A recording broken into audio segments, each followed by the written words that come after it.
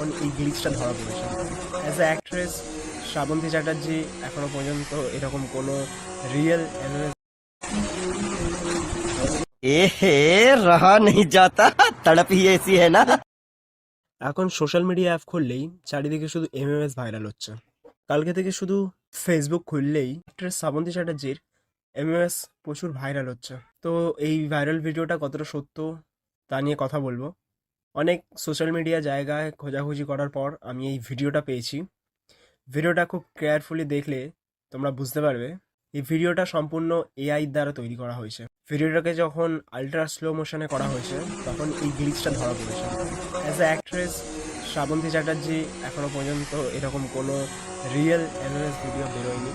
So এই fake নিউজটাকে বেশি ছড়াবে না। পরে যদি এটা নিয়ে কোনো আপডেট আসে আমি অবশ্যই ভিডিও আপলোড করবো। চ্যানেলটাকে সাবস্ক্রাইব করে রেখো।